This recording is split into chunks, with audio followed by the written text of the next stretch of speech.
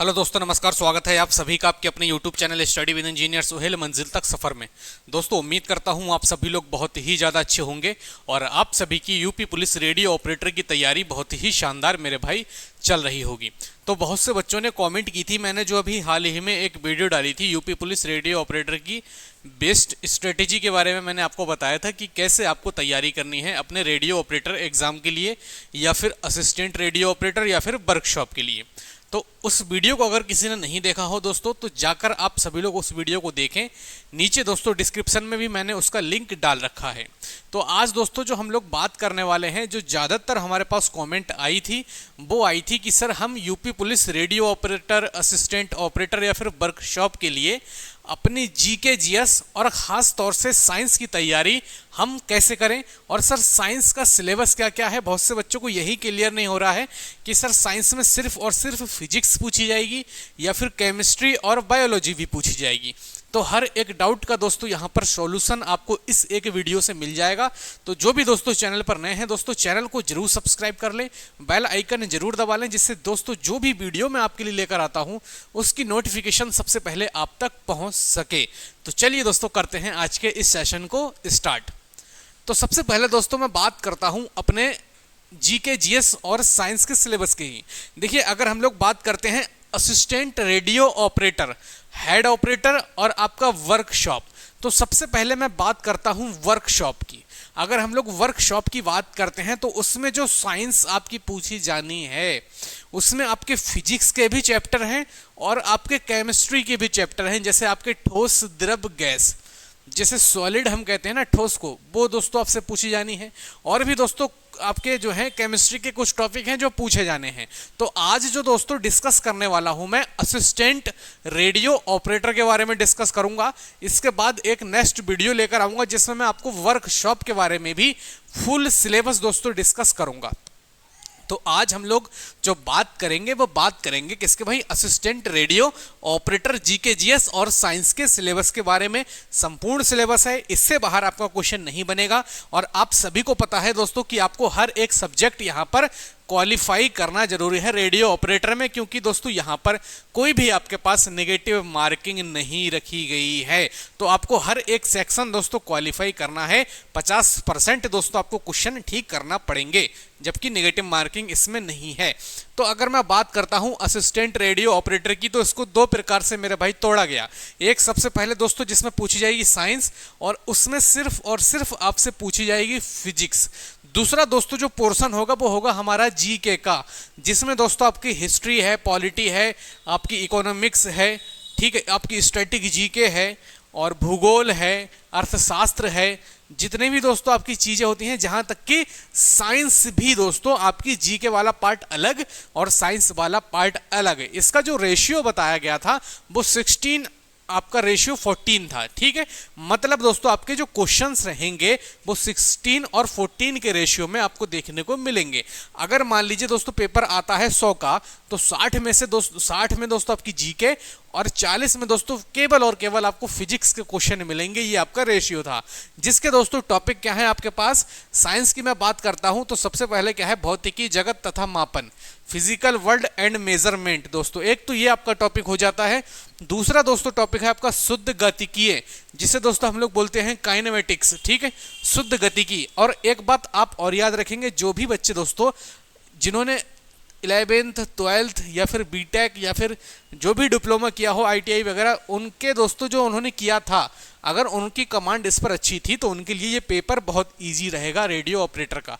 और जिन्होंने केवल साइंस वगैरह रट के दोस्तों पास की थी, उन्हें कहीं ना कहीं दिक्कत होगी और उन्हें थोड़ी मेहनत ज़्यादा करना पड़ेगी इस एग्जाम को पास करने के लिए। तो ये दोस्तों सभी आपके क्या है टॉपिक है। जैसे गति के नियम, जैसे लॉ ऑफ मोशन, गति का प्रथम, गति का द्वितीय, गति का तृतीय, ठीक है। और आपका क्या है कार्य, ऊर्जा और शक्ति, जिसे हम क्या कहते हैं वर्क, एनर्जी और पावर, ठीक है। ऐसे ही दोस्तों टॉपिक है आपका गुरुत्वाकर्षण, जिसमें दोस्तों ग्रेविटेशन हम लोग बोलते हैं, और इसमें दोस्तों न्यूमेरिकल भी आपसे पूछे जाएंगे, ठीक। क्या लेवल रहता है क्या नहीं रहता है वो भी हम लोग डिस्कस कर लेंगे। नेक्स्ट टॉपिक क्या है, स्थिर विद्युतीय, जिसे हम लोग बोलते हैं इलेक्ट्रोस्टैटिक्स। उसके बाद दोस्तों आता है वैद्युत विभव, जिसे बोलते हैं इलेक्ट्रोपोटेंशियल। उसके बाद नेक्स्ट है विद्युत धारा, जिसे दोस्तों हम क्या बोलते हैं करंट इलेक्ट्रिसिटी, जैसे दोस्तों आपका जैसे ओम का नियम भी दोस्तों इसमें आ जाता है, ठीक है, कूलॉम लॉ है, और भी दोस्तों कई सारी चीजें हैं जो दोस्तों इसमें पूछी जाएंगी। ठीक है, ओम का नियम क्या होता था भाई, ऐसे करके कुछ बनाते थे ना। ओम का नियम, यदि हम अपने बाएं हाथ को इस प्रकार फैलाएं कि अंगूठे के सामने वाली उंगली चुंबक के चित्र की दिशा, तर्जनी उंगली उसकी दिशा को प्रदर्शित करे, तो अंगूठा जो है धारा आई पर लगने वाले बल की दिशा को प्रदर्शित करेगा। ऐसी कुछ हुआ करता था ना मेरे भाई। तो यही वही दोस्तों वहीं से आपके क्वेश्चन बनेंगे। ठीक है, और जैसे आपके प्रतिरोध वगैरह होते थे, रेजिस्टेंस वगैरह होते थे, जो सब क्वेश्चन होते थे वो दोस्तों यहाँ पर आपको मिलेंगे देखने को।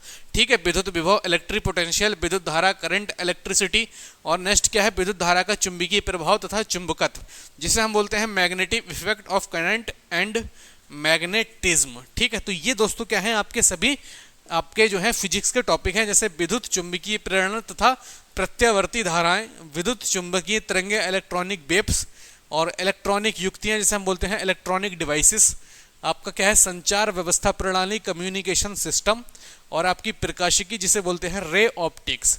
ठीक, तो ये दोस्तों जो पूरा है आपका ये फिजिक्स का दोस्तों सिलेबस है, और दोस्तों ये पढ़ना पड़ेगा आपको इस एग्जाम को क्रैक करने के लिए, खासतौर से असिस्टेंट रेडियो ऑपरेटर और आपका हेड ऑपरेटर। ठीक है, इनके लिए दोस्तों मेहनत आपको करना पड़ेगी, खासतौर से फिजिक्स वाले सेक्शन पर। अगर मैं आता हूं दोस्तों आपके लिए सामान्य ज्ञान वाले पोर्शन पर, ठीक है, तो सामान्य ज्ञान में दोस्तों आपसे क्या क्या पूछेगा, जैसे दोस्तों आपसे पूछेगा हिस्ट्री। ठीक है, हिस्ट्री आपसे पूछ लेगा, आपसे क्या पूछेगा, हिस्ट्री, और आपसे जियोग्राफी। ठीक है, हिस्ट्री हो गई, जियोग्राफी हो गई, इकोनॉमिक्स हो गई मेरे भाई। ठीक है, इकोनॉमिक्स हो गई, आपकी क्या हो गई भाई, पॉलिटी, और क्या हो गई आपकी स्टैटिक जीके हो गई आपकी। ठीक है, कुछ पुलिस वाले क्वेश्चन दोस्तों आपसे पूछेगा। ठीक है, पुलिस के सिंबल वगैरह होते हैं, या पुलिस की कुछ बेसिक सी चीज़ें जो होती हैं आपसे पूछ लेता है। ठीक है, वो चीज़ यहाँ पर पूछ लेगा आपसे। और क्या पूछेगा आपका मेरे भाई, यहीं से आपसे पूछेगा करंट अफेयर। ठीक है, करंट अफेयर पूछेगा आपसे, करंट अफेयर्स मेरे भाई पूछ लेगा। और दोस्तों जो आपके स्टैटिक जीके जो मैंने आपसे बताया है, इसी में नृत्य वगैरह दोस्तों उसने अलग से दे रखा है, डांस वगैरह है, और आपके उत्सव। ठीक है, उत्सव ये दोस्तों त्यौहार वगैरह जो है वो भी क्वेश्चन यहाँ से पूछेगा। तो और इसी में दोस्तों आपकी साइंस भी दोस्तों पूछी जाएगी, साइंस। ठीक है, अब सर कहेंगे, अब आप लोग सोचेंगे सर साइंस, तो साइंस तो सर यहाँ भी है, लेकिन यहाँ पर सिर्फ और सिर्फ क्या है, फिजिक्स है। हो सकता है दोस्तों यहाँ पर आपसे क्या पूछे, बायोलॉजी पूछे। ठीक है, आपसे केमिस्ट्री का एक आध क्वेश्चन पूछ ले, और हो सकता है फिजिक्स का भी एक क्वेश्चन पूछ ले, कोई बड़ी बात नहीं है। ठीक है, तो एक हो गया हमारा पूरी चीज कंबाइंड, जो हमारी किसमें है, सामान्य ज्ञान में है, जैसे हिस्ट्री है, ज्योग्राफी है, इकोनॉमिक्स है, पॉलिटी है, स्टैटिक जीके है, पुलिस के कुछ क्वेश्चंस हैं, करंट अफेयर है, डांस वगैरह हैं। ठीक है, साइंस में दोस्तों बायोलॉजी के क्वेश्चन पूछने के ज़्यादा चांसेस यहाँ पर रहेंगे compare to chemistry and physics, जबकि यहाँ पर दोस्तों लगभग आपका जो रेशियो रहता है 60:40 का रेशियो लगभग दोस्तों आपका दिया था, जिसमें आपके जीएस के दोस्तों लगभग 60 और 40 क्वेश्चन, 40 से 42 क्वेश्चन दोस्तों आपके फिजिक्स के पूछे जाएंगे। ठीक है, तो ये दोस्तों आपको अपने दिमाग में याद रखना है। हम बात करते हैं कि हमें पढ़ना किस प्रकार से है दोस्तों, हमें तैयारी कैसे करनी है। तो तैयारी की अगर मैं आपसे जगजाहिर बात करूं मेरे भाई, तो सबसे इंपॉर्टेंट तो आपकी क्या हो जाती है भाई, फिजिक्स हो जाती है।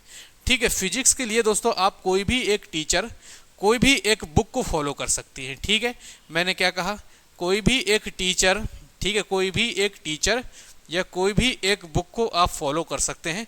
और जितने मैंने दोस्तों ये आपके सभी टॉपिक लिखवाए हैं, इन सभी टॉपिक को इस बुक से उठाकर पढ़ना स्टार्ट कर दीजिए। बस आपके पास यही सबसे बेस्ट ऑप्शन है कि एक बुक आप कोई उठाएंगे और उस बुक के हिसाब से इन सभी टॉपिक को दोस्तों आप पढ़ना स्टार्ट करेंगे।